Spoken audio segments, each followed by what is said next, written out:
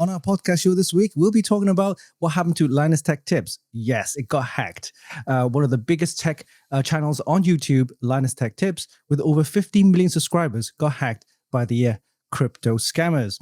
Now, it's the latest breach in the series of high-profile YouTube accounts that was hacked. Once the scammers gained access to the accounts, they renamed them and live stream all sorts of crypto scam videos, etc., etc. So the damage was done, and the channel was eventually suspended by YouTube. In this case, a bunch of videos was deleted, and 2 other accounts were also locked out. Tech Quickie, I think, Tech and Tech Linked. Mm-hmm. Both were given new names and focused on Tesla. That's all the scam stuff. And luckily, Linus got backups. So, but still, imagine the hassle, though. It will take some time for it to restore. In fact, I think it's restored now after a whole day of downtime, and everything's back to normal. So, Stephen, what do you think about these recent incident with the scammers and stuff? Okay, so if you do get your channel hacked and whatnot, just keep in mind that Linus Tech Tips is one of the top channels. He has an account manager and an executive that takes care of all his stuff.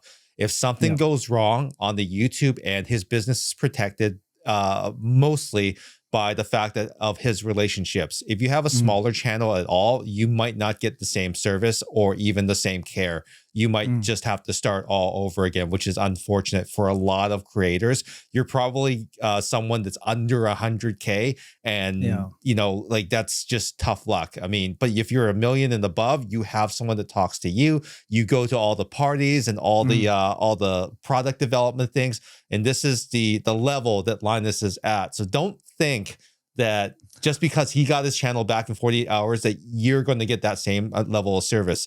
Yeah, it's a different level. Like I know that YouTube tries to be equal and stuff like that, but you have to kind of earn your stripes and you have to kind of get to that point. And Linus was at that point.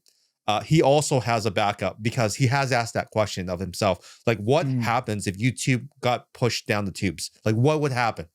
He's got something called Float Plane. This is his own paid platform. This is like Linus's OnlyFans. Oh, OnlyFans for himself. Yes.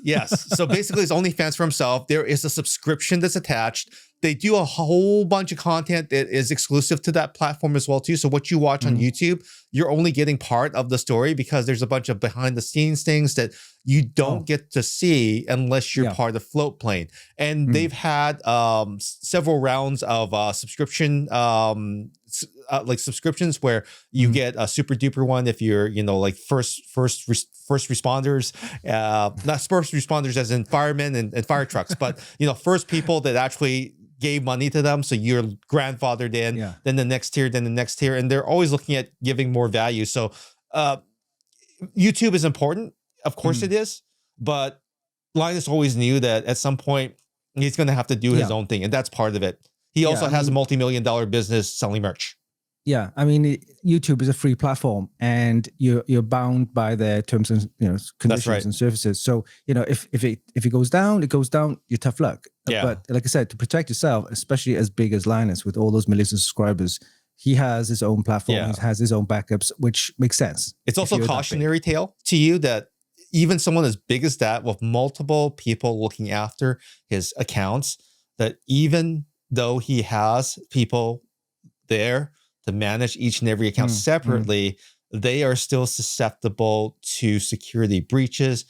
Not only because and it's not just because they weren't careful. They probably were very careful, but just one link in the chain got an email or got some sort of a phishing email, or their session cookies were breached. And then because all their machines are logged onto their channels at all times, it only takes one of their 50 workstations to get breached for the channel to go down. And I think that YouTube is not innocent because they allowed these steps to be taken so swiftly that it was unbelievable. There should have been timers in place to change your channel name.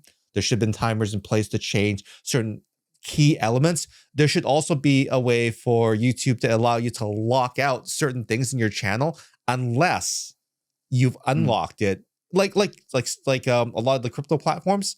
You can put hold mode. Yeah, hold mode. and it's totally inaccessible unless you verify your ID and That's all right. that kind of stuff, right? And I think that's important in this day and age where you do have a lot of very valuable YouTube channels, valuable Twitch channels where, hey, I think it's time.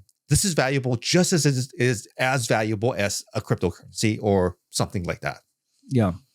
Unfortunately, YouTube is a free platform. And, if it goes down or if it gets hacked, you're on the same ship. And it's difficult to kind of like, scream at them. And you're not paying them, right? No. If you're paying for a service, that's a different story. If you're paying for a service, it goes down, you should be be able to get compensated and stuff like that. Again, because it's a free platform. And remember, Linus is not only making money on YouTube. That's just one small part of his business, right?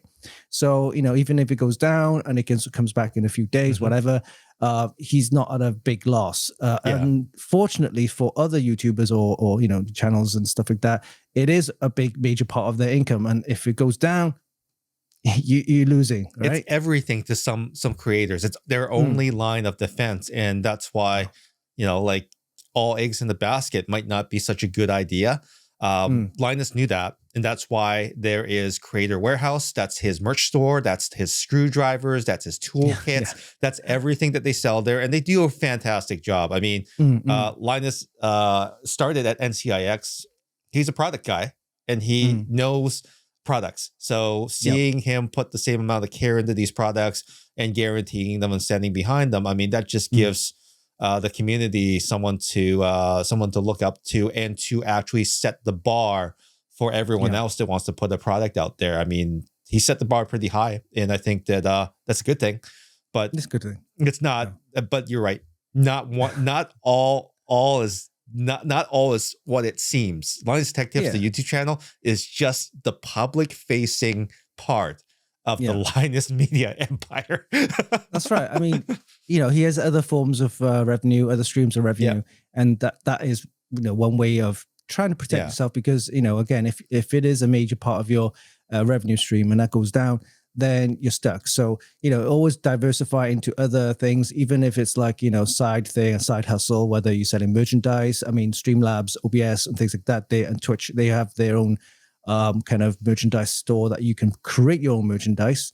That's one side of things. And then also try and get other platforms like Patreon, right? And other things like that. So you can also have some backup there. So let's do our. I kind of skipped ahead here on you. I'm so sorry. But let's do an in memoriam and let's not forget anyone. You were going to mention someone from the UK who also had his channel hacked. Yeah. I think it was eTechnics. I know Andy Ruffle, and I think it was a couple of weeks ago. Yeah, he had his channel hacked, and again, it was taken down. It's restored. Luckily, thanks to help from YouTube and things like that and Google. So it happens to anybody. It could happen to anyone. And eTechnics is not as big as with millions of subscribers such as Linus, and a small content creator like Andy Ruffle from eTechnics, and he had a channel hacked as well. So it happens to anyone. Yes, it happened to anyone. Absolutely. But, I mean, Linus is celebrity status, right? I mean, it's if you're a celebrity, right, and high profile kind of channels with millions of subscribers, you're a target already. Yeah. And these scammers are just waiting for you to slip up, right? Like you said, a workstation that's insecure or vulnerable through security leaks and weak security. But once they're in, that's it. They're in and they can do a lot of damage. Yeah. And it's so sad that people do go ahead and do that kind of stuff. And if there's influencers out there to prevent this. I mean, I've seen influencers and channels and stuff like that, and they're flaunting and flexing their earnings online and on the videos. And if you're going to post that kind of sort of material, your username is already shown in your profile. You're public, right? Yeah. And it's only a matter of time before anyone can crack the password. I'm sure. I mean, it's going to take some time, but hey, it's you're not going to flaunt your stuff and say, I got millions, I got this, I got that. You know what's funny? You remember when Tesla got hacked? Oh, yeah. And no one knew the difference, I think, because there were so many followers that expect this sort of behavior from Elon that I don't even I don't think anyone was like all the wise just like, oh, this looks legit for Elon. Oh yeah, NFTs and Bitcoin and Dogecoin. Yeah, totally. Like that's Elon's thing. Where nothing's business as usual, right? At Tesla, business as usual. I mean, there was a couple of I think a couple of years ago when the Dogecoin shot up, right? Yeah. And there was videos made with, you know, the what you call it, the artificial face, what do you call them? It's when you have a character, you know, you're filming yourself. Yeah. And they overlay like a face of Elon on there, and they're promoting like Dogecoin. I think, of course, come on, man. He's gonna not have any time to do that kind of stuff. He's busy with SpaceX, Tesla, satellite, all this kind of stuff, Starlink. All these hackers doing the good work for Mr. Elon, because he would have done it himself if he had time. It's crazy. Well, scammers are on the rise, unfortunately, right? And yes, it's true. It's sad. You know, scammers are. There was reported like millions of cases of scammers, right? And that's 2022. That was, you know, last year. But the actual reported cases, that's actual reported cases. But now you have to wonder how many cases are unreported, or you know that kind of stuff. The question you have to ask: why are scammers on the rise? Well, like I said, I mentioned earlier, increased social media usage. People are doing social media stuff, promoting this stuff, and things like that. And once you have a high profile, kind of high follower numbers, those are the target. Because once you got those, you're reaching out to those millions of subscribers and followers, right? Yeah. And then there are too many ads promoting get rich schemes. I mean, there's tons of them, right?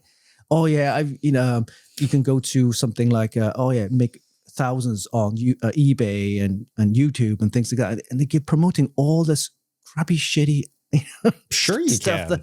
That, and then people are desperate. All right, because of economics, politics, and that high inflation, high price of living, that kind of stuff. So they fall into that little trap because they think, oh yeah, I'm going to get rich quick. I can go to eBay, start selling. I'll go to Amazon, start selling. I just got to, buy this or click on this link. You click on that link, that's it. Yeah, you're done. You're done. And, more than 40 to 50%, of your life is online. Yes. Right? Your work, banking, utilities, entertainment, right? Government services. You get an email from government services where you think, oh God, I got to answer this quick. I'll click on a link to do this and file your taxes or do whatever. And that's it. You click on a link, you're done. Well, one of the sad things is that when you look at a lot of these get rich quick schemes, they did work for the guy that's actually doing it, but he already played it out. He knew that his next plan was to sell off this thing that doesn't work anymore, but he can show his gains. He's gotten stats and everything from last year when it worked. And now he's selling it to you again, right? And because of the motivation and factor, oh, you can do it like me. Like, look, like the biggest scheme of all times, and this is before the internet, was Mr. Tommy Vu, who is now a poker player in Las Vegas. Oh yeah, right. Tommy Vu, right? Yeah. So he had the Tom Vu seminar. Come to my seminar. I have this beautiful house behind me that I rented for this shoot. Look at the beautiful women. They don't like me. They like my money. That's the guy. And this has just been taken in accelerated mode on the internet because you've got these young guys that like they have the six pack. They got the lifestyle. They got the babes, and they're telling you that hey, even a dipshit like me from Chicago. Oh, I took that line from Star Trek last week. But even a dipshit like me from Chicago can make it, and so can you, right? And then you believe, so right? Can you. Yeah. And it's just crazy. I mean, how can anyone think about getting quick rich? For these ads. I mean, and no offense to anyone from Chicago, okay? Just so you know, I love you, Chicago. I love your pizza, all right, and your steaks, Chicago blackened, all good. Oh, crazy. Well, but the question is now how to protect yourself. Well, there's so much online fraud and scams going on. How to do you better protect yourself? There are a few ways. You can change your password regularly, and I tend to do it twice a month. Not twice a month, sorry, maybe twice in every month or something like that. If you could, and that's a pain in the ass, but it's you really need to. Some people do it once a month. That's fine. You can use complex symbols like all the asterisk key, exclamation mark, hash, $signs, that kind of stuff. That really helps. Yeah. Because just by inputting one of these characters in the symbols, that gives you like 16 like billion combinations or Yeah. something like that. Crazy. Then there's the two-factor authentication, right? That's like for SMS, texts, or email, and things like that. So you could use that. I know it's not 100%, but that is better than nothing. And then there's the Authenticator app, which I use a lot. That's the kind of key fob thing that I used to have. Yes. With the 6-digit code that changes every minute. Now, I've been using that for my work. When I was working for GE, they had the key fob, but then they changed it into the app because it's easier on the mobile phone, right? And you can have this kind of Authenticate app for all of the applications, including I've got my for Google, but I've got for my Amazon, I've got for Twitch and so on, and Streamlabs. So any changes, it require you to have that authenticated code, right? And that is on your phone. So they can't. How you can't hack that? How can you hack that? It's tied to your phone on the QR code, which then changes every minute. So even if someone try to hack in, you got to have that code to change every minute, right? And then there's never use the same password for all of your accounts. That's crazy. If you just use the same password for all of your accounts, that's it. They can go into every account that you have. You know what's funny? At my old work where I was selling sharp things. I had a conversation about passwords with a certain person there that said that you're supposed to be able to remember your passwords. I'm like, what? No, you're not supposed to be able to remember your passwords. The reason why they're passwords is that they're hard. Because if you can remember your passwords, chances are someone can hack that, no problem. Because you've used it in multiple places. That's true. And like you said, if you use the same password everywhere, like your dog, cat, or your goldfish, you're screwed. You should not be able to remember your passwords. They should be hard to remember. And the reason why they should be hard to remember is so that you don't fall into the trap of having someone guess it on you. Because if they guess one, they guessed all of them. Yeah. So don't use your birth date. Don't use your birth date, right? Do not use your birth date. There are password managers out there. There's LastPassword, which has been unfortunately breaching data like crazy. But there is 1Password, which is a Canadian company. And they also offer a similar service as well too. LastPassword has gotten a lot of people on their service. I'm on there too, but I've been rotating my passwords like crazy for a while now.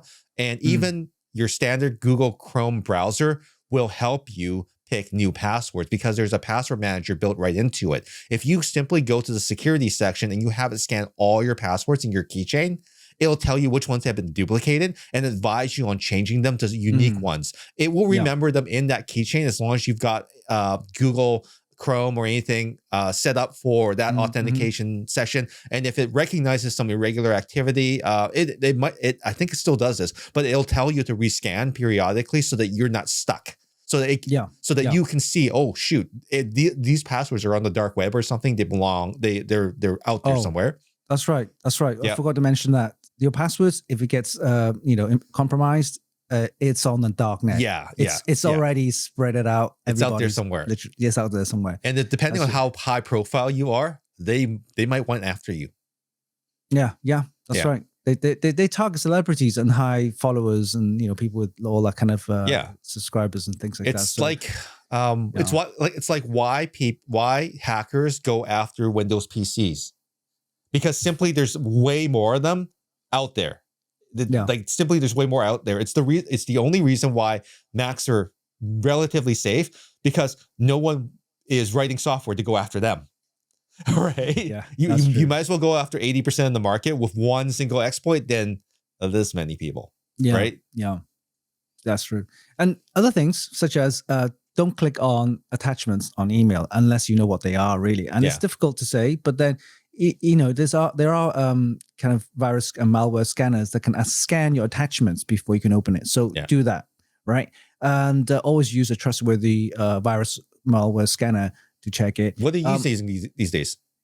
I use a free one, but it's okay. Yeah. It's a combination of Windows built-in one, right, and also the AVG. They're okay. I use Malwarebytes.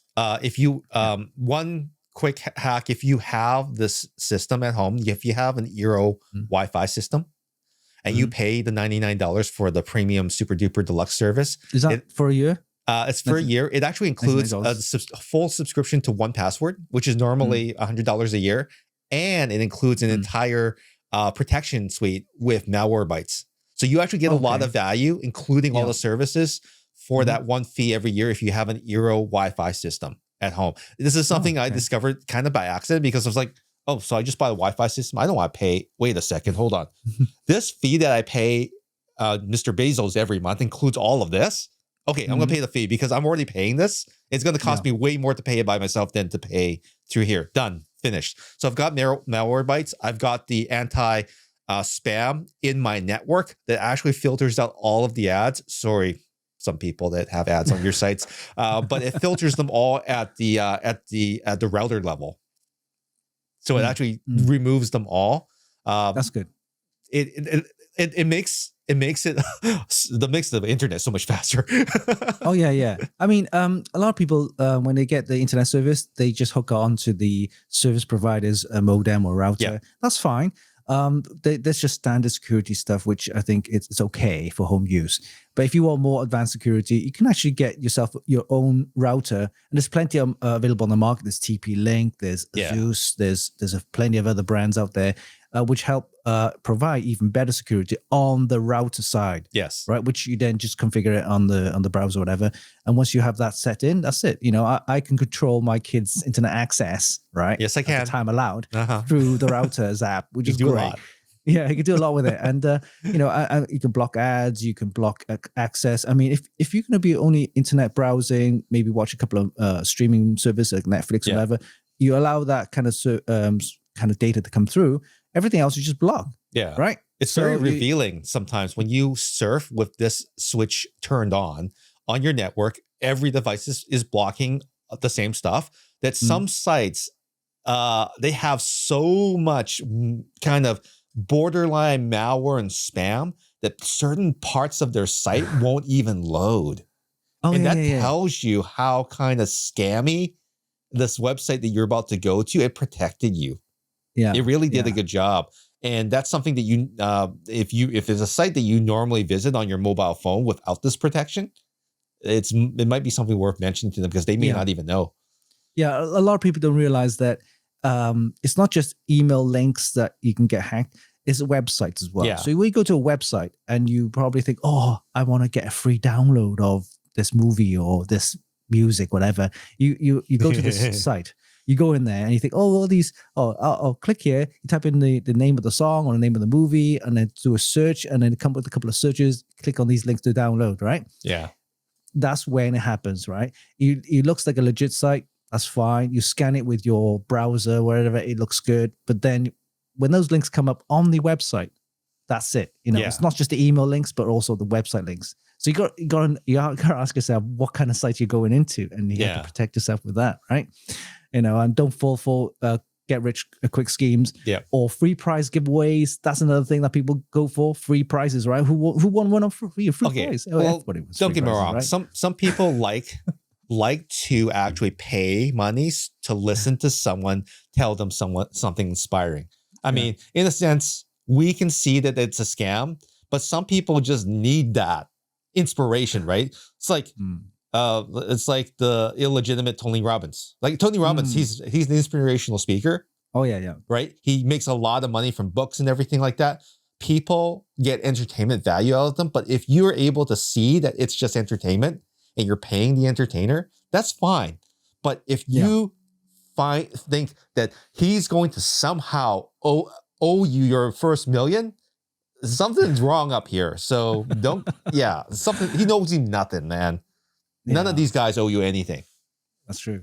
So, try and protect yourself with that. And some of the advice that you mentioned earlier, make sure you do the checklist before you go any further. Yeah, and it's free. Like Chrome, all that stuff, if you go to the security section of it, and it scans all the passwords that you've actually saved into your keychain, it'll help you. It'll help you identify which ones are bad. And you can see the original password and you can actually change it to something much stronger by going to the website, resetting your password and making sure that that's updated in your keychain inside even Google Chrome.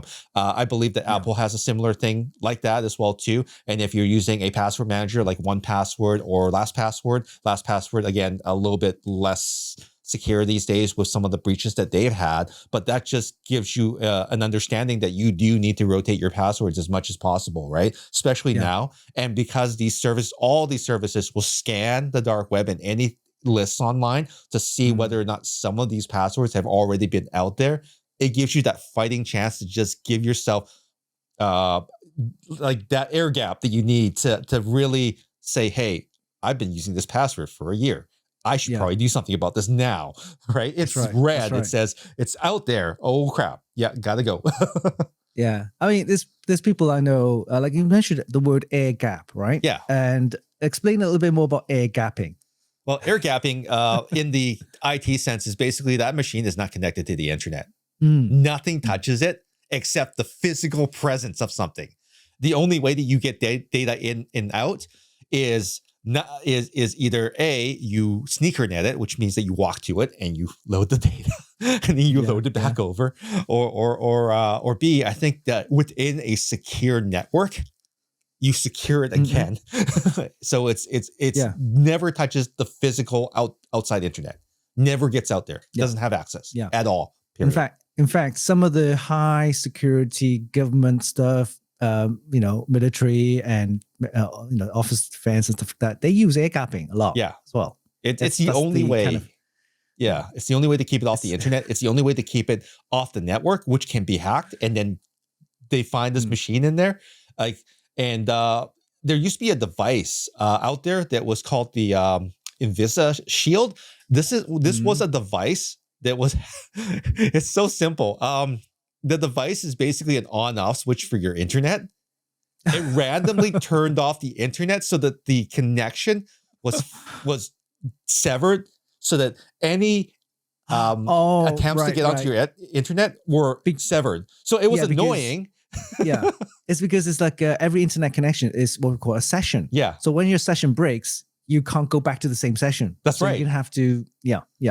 So it was just tiny little box. You just put it between your modem and your router, or your the internet service provider and your modem. It just periodically just chops the connection off, chop, randomly, completely randomly.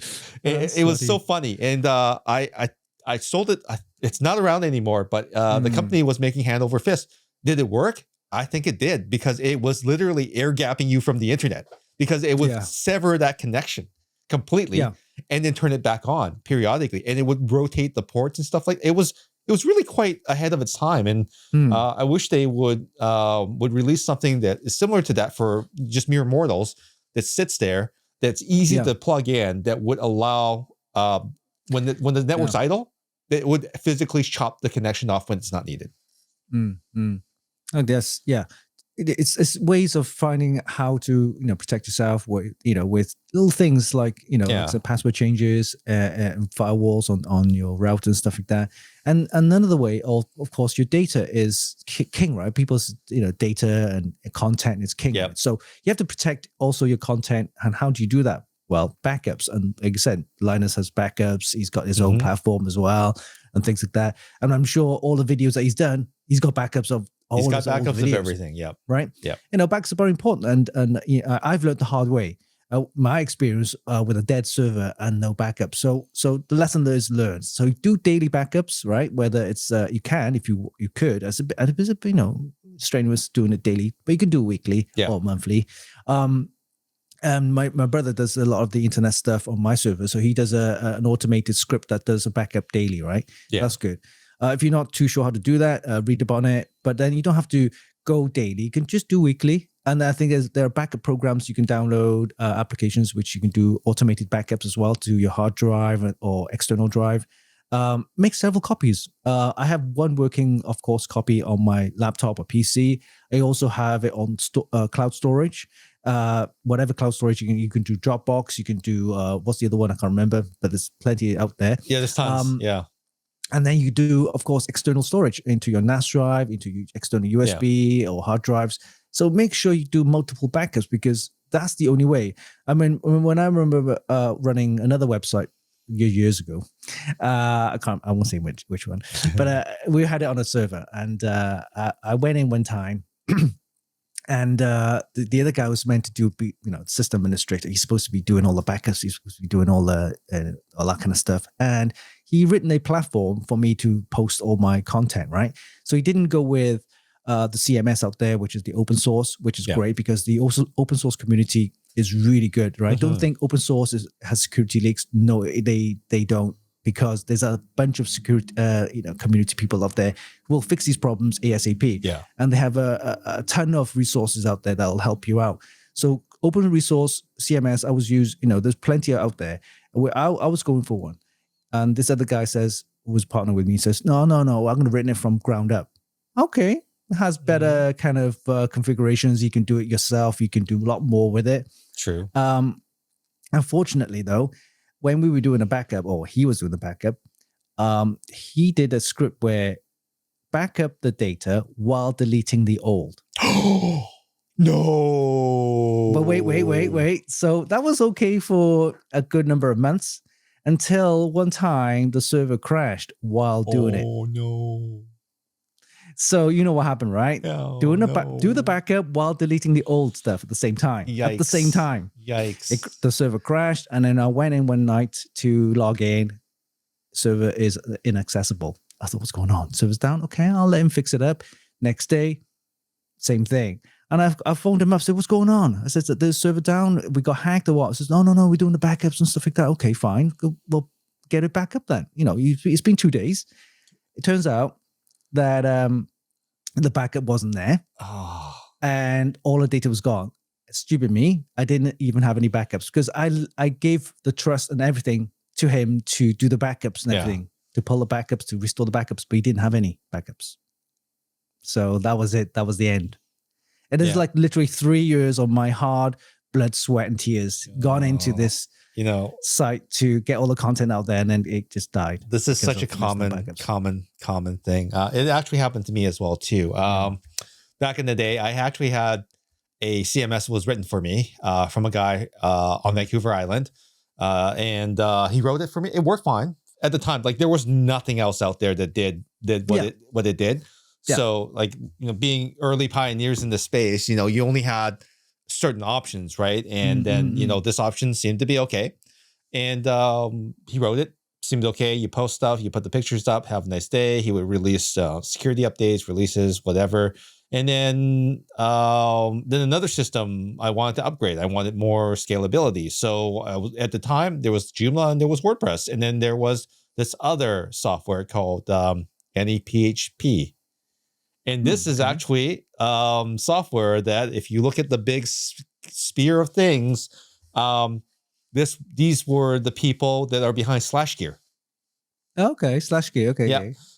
And they had a CMS system, and they were using their own system as well too. So if they're willing to use their own system and everything, and I would be willing to invest in something like this. So I had to migrate my whatever the heck my old system was into theirs, and then that was fine for a while, and everything was working okay, blah, blah, blah, blah, blah. And I wanted a new site redesign.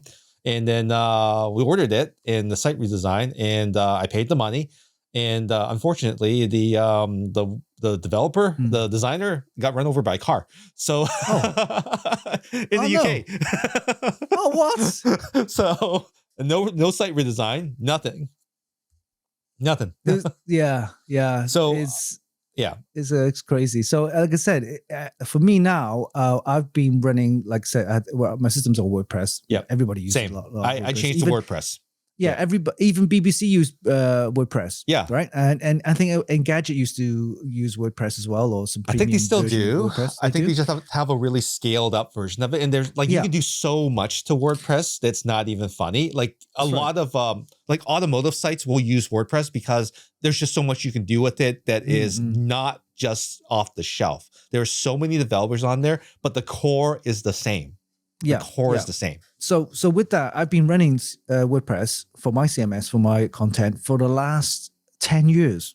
No issues. No issues at all. Even if it is, I can reach out to the huge community of WordPress users to ask for help, and they will get help within a day. Or just search on their forums and like, oh, you have the same problem. How'd you fix it? Here's the solution. Thank you. Exactly. So even you don't. The thing is, yes, you can go all secure, have your own kind of CMS written from you from ground up, fine. But you haven't. You gotta have a team of people. You do. Right? You have to be big enough. You have to be big enough and stuff like that. But for small content creators and things like that, just go with something that's already out there with a huge community. That'll help you. It also helps to have a good host. I can't stress this enough. My host, I've been with them forever, and through thick and thin. And they're a local Vancouver host. They're down in the harbor. Their servers are all there and everything like that. EasyP.net. Shout out to Shane for hosting my sites for so many years. But their team is phenomenal. Like you email them about any problem, they fix it, no problem. In fact, some of the stuff that they do for me, it's just like, hey, I know how to fix this, but we're not going to bill you for this because you've been with us forever. Okay, fix, done. Here's what you need to do next time. The other part about your cautionary tale about backups, they back up for me. They actually have an automated system backed up exit number of days for me so that I can access those backups as well too. Now my sites aren't in operation right now. They've been dormant for quite some time, but even still, I can still pick up backups from like whenever, right? Yeah. And I know that they can restore it for me. Their team is always monitoring the network, all their websites, all their clients. And it just feels good to know that someone who touches your server, even, the air gap people can help you, even if you're an independent content creator that needs a hand. And there's all tons of cheap hosting out there, but you get what you pay for. You really do. Right. You really do. And there's ones out there says, oh yeah, you like $5 a month. Yeah. Those don't bother because it's on a shared server. Yeah. You're going to get tons of not security issues, but you're going to get other people on the same server. Yeah. And if one site or one platform is getting hammered with CPU requests and sessions stuff like that, and you're going to get all the resources all drained up. So you're getting hammered too. And if you are running your email off of that server, and some people they aren't on Google Suite right yet. They still run local email. Your IP is banned. Oh yeah. If someone uses one of their shared sites on your server for nefarious purposes, your IP is banned. Yeah. You don't get any benefit from that. So if you can, go on a dedicated host or go on a host that is constantly monitoring and ensuring quality service, right? It's just like email list providers like Mailchimp and Constant Contact. They look out to make sure that you're not some spammer. Yeah. They will shut you down and you will get no refund. Right? That's right. Because they don't want that crap out there, right? Of the places that I can send email reliably, sometimes even my own domain, I can't send out an email. So I will actually have to go into Mailchimp and use their form because I have a mailing list there and contact that person directly to whitelist my email address because there's some issue. So there are ways around that, but this is the way. That's true. I mean, spamming right through email is a bit of a headache. I mean, it is. You wouldn't believe when I was working for G, right? They have security team doing all that kind of stuff, right? They daily they get 2 million spamming emails come to our servers a day. 2 million emails, spam email a day. That's all blocked out, of course. Yeah, they got a system to do all that kind of stuff. But just saying, man, that's just crazy. Like these are the emails. Like a corporation has multiple departments that you never talk to these people, right? And your direct supervisor might send you a request all the time, and you obviously you have to respond to it in a reasonable time. And they might ask you to buy $1,000 in Android gift cards, or and scratch off the ends and send me all of the codes, and expensive. Things like that happen all the time in all sizes of organizations, and people fall for them, right? Because you're helping out your boss. But do some common sense. Look at who it's from. Yes, it says it's that, but look at the email address. It's like your mama at whatever.ge. No, that's not your boss. I get tons of PayPal spamming emails, right? And the address says PayPal, but if you look carefully, it says from pay pal, but the L is not L, it's one. It's off. And Or you a need to capital look I. at that. People need to look at that. A little bit of responsibility on your end can cause can reduce the amount of hurt that goes out into the world, right? So have a double check.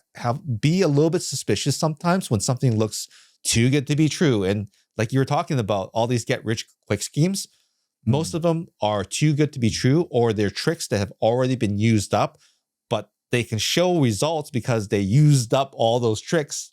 Yeah. Just to kind of get you enticed in buying the system. You're buying a system, right? That's right. Yeah. I mean, and don't think about these hackers are locally based or within US or UK and Canada. They're somewhere, maybe in Russia, maybe in North Korea. There's huge maybe in some call India. centers in India right now with the express purpose of extorting money out of you by scaring you into revealing information about your system. They'll even install TeamViewer on here, posing as Microsoft support to dig through all your files, and then they'll have you transfer money to fake banks and masquerading as banks, and they'll take your real credentials and they'll take your real money. One of my guilty pleasures, and there's a number of these channels out there on YouTube where they'll actually do a live backwards hack on the call center. Yeah, and it's so satisfying to see the whole call center. Like you'll hear like the noise at the call center, blah, blah, blah, blah, blah, and all of a sudden it'll stop because you got sold out. Yeah. It's like, oh no. Is when they start swearing at you. Yeah. You think, hold on, you're supposed to be a customer service, right? And you're swearing back to the customer. What happens? What happened? The supervisor's like, oh, everyone out. But in those places, they don't. There's so many of them. They're just they're cells, they're nests, and they basically reappear weeks later in another part of India. Most of them are like in Mumbai or something like that, or in one of the tech parks. Because if they rent out an entire floor, you must be some serious business, right? But really, it's just a bunch of scams. It's multiple call centers, PCs, and everything. They're just calling you around. Yeah. One of the stupidest scams, and I could have fallen for this, and I know that people have, it's why they do it, is that they'll leave a voicemail for you on your phone. They'll say that, hi, Mr. So-and-so, you've sent an application to us, and I'm going to name them and shame them, lowestrates.ca. You guys suck. Because you left a series of messages saying, hey, we got your application. We just need to verify a few things. But wait. Did you apply for them? No. See, that's the scam. What do you mean? So I think what they were trying to do is they were trying to lure me into giving my information to them to input into their system so that this information I never gave you in the first place, but they just captured my information. They captured information, and even if they don't use it themselves to scam you, they will sell that information. They will sell it. Other scammers or that's right, darknet, whatever. That's right. So I could tell they were all reading scripts, and I got 3 calls in like throughout the business day. They told me what time they closed and everything like that.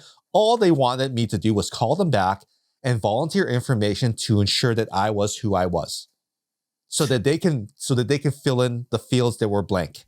Yeah. Do not fall for this. That's is right. Crap. Lowestrates.ca, you should be ashamed of yourselves. Yeah, and don't forget, if you even get like voicemails, emails, and that saying that, you need to verify your ID and stuff like that, don't fall for it, right? Do not do that. If they require you to verify your ID, call them up. You call them up. Yep. And then ask them who what you're calling for. Yeah. And also, if they know you as a customer, or you are verified or want a verified account, they should have some of the information already. Yeah. So ask them back. What's my full name? What's my telephone number? Yeah. If they can't answer that, then why do I need to verify my ID? Or just say nothing.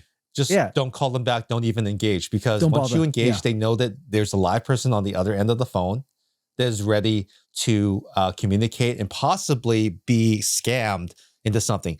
The other part of this is that spam emails that are on mailing lists, unless you recognize the vendor, don't hit the unsubscribe button. Once you hit the unsubscribe button, they know that you're a real person. Oh, and they'll reconfirm you on another list. Don't on do it. another list, Yeah, and then don't do they'll it. carry on and carry on. Yeah, Correct, yeah. correct. Because your physical unsubscription means that there's a real person on the other end, which means that this person is monitoring this email box and there's engagement on this box. Just don't answer it. There's a spam button on Google, isn't it? There is a spam button. You can mark a whole bunch of things spam. You can also periodically unspam things, and I would recommend that you do check your spam box once in a while to see if some of your favorite vendors are stuck in there. I know that due to a barrage of emails that they always send out, and a certain Taiwanese company that makes a bunch of things that also has a bicycle shop in Taiwan that we may be working with in the near future, their email gets stuck in spam because of the amount that they send, and that's inside of Google. Google is actually filtering you out. That's good. I have to constantly go in and highlight all their emails and unspam them.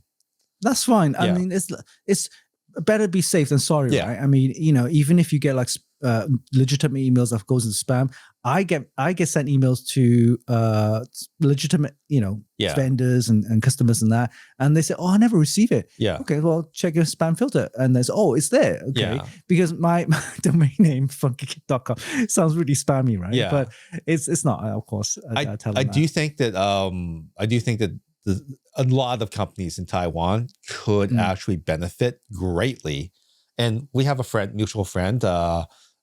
His company's Black Soda. He actually tries to help a lot of these Taiwanese companies converse with the Western world. And I think that, he would probably recommend that, hey, you know what? You're using your domain and some janky email system to send emails from your own domain. Maybe you should stop doing that for your press emails, because half of them, all of them, are going into the spam filter. You should be investing in putting your list on Mailchimp or Constant Contact. That's true. Where their servers and their IPs are whitelisted and safe. They scan all your content, all your emails, all your links before it gets sent out. Yeah. Exactly. So I think that he would advise that, and we should actually invite him to come on the show at some point, because we need to talk about Computex and some of the companies that he's repping. He's a fellow Canadian. He is a fellow Canadian, and I should actually reach out to him. It's been a little while. He actually helped me out with another project, and I should really get him on board to talk about some of the companies that he'll be representing at the upcoming Computex show, which both of us will be going to. Oh yeah. Yep. That'll be fun. Yeah. I can't wait. It's been a while. So we should get kind of an inside preview of Computex from some of our friends. Then that way, if you're interested in us visiting some of these friends, we could actually just make a quick stop while we're there. That's true. Yeah. True.